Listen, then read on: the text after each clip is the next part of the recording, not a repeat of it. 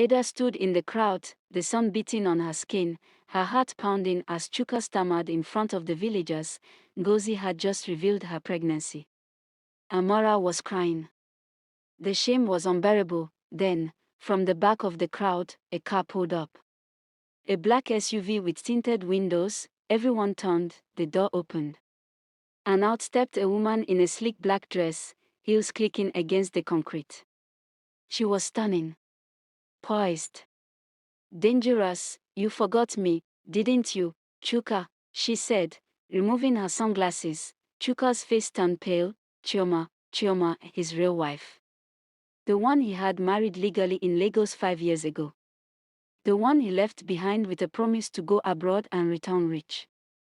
The one who had supported him through his darkest years. Until he disappeared. I watched you from afar, Chioma said, lifting her phone and playing a video, Chuka proposing to Ada. Another video, him in bed with Ngozi. She had tracked everything. Recorded everything. You told me you were traveling to work. But you came here to become a king in a borrowed robe. To sleep with innocent girls and destroy their lives, Gas echoed. The villager stepped back, stunned. This man is still married to me, she declared, showing the court documents. He never divorced me.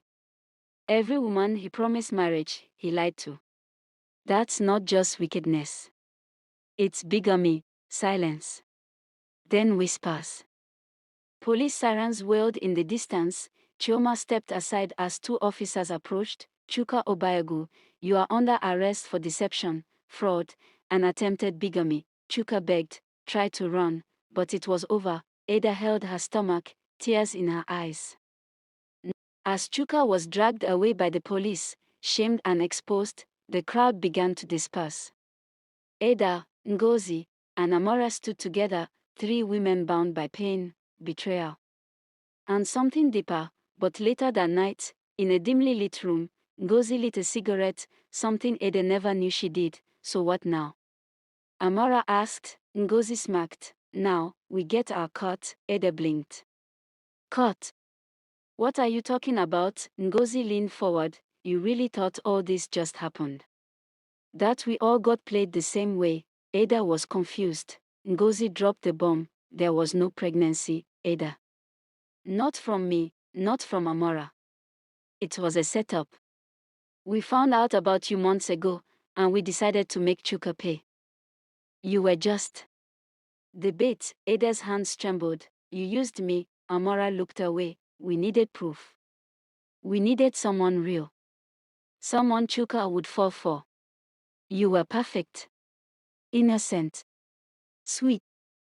Believable. Ada's heart shattered again, not because of Chuka, but because the woman she thought shared her pain had played a cruel game with it. But I loved him, Ada whispered.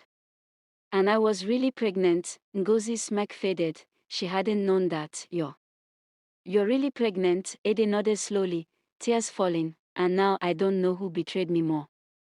The man who lied to me, or the woman who used me. She stood up, walked out into the cold night, her baby still growing. Her world now cracked from every side. Ada stood. Pain didn't break Ada. It awakened something cold inside her. After discovering Ngozi and Amora's betrayal, she disappeared for 2 months. No one saw her at the clinic, at the market, or at the village square. Rumors flew. Some said she had gone mad. Others whispered that she had relocated. But the truth was simpler. Ada was planning. She gave birth to a baby boy in a private hospital far from the village. Alone. Strong. Silent. And when she returned, she was no longer the naive girl Chuka once deceived. She was a mother, and a woman with a plan. Step 1, exposure. She went straight to Chioma, Chuka's legal wife, the one who had exposed him in the town square. I know you hate him too. Let's finish what you started. Together, they dug into Chuka's past. Fraud, stolen money, fake business deals, false visa promises. Ada gathered the evidence and sent it to journalists and social media influencers across the region. Within days, #Chuka the scammer was trending. Step 2, destroy the circle. Ngozi and Amora were still riding on village sympathy. But Ada wasn't done. She released secret audio clips, recorded from that night when Ngozi and Amora bragged about faking their pregnancies and using her. She sent them anonymously to the Village Women's Union. By the next week, Ngozi's tailoring shop had no customers. Amora's father asked her to leave town. "That girl you used? She's the one who finished you," someone told them. Step 3. The rise. Ada started a support group, women who were lied to, and opened a small shop selling baby items. The community rallied around her, ashamed they ever judged her. She was no longer a victim.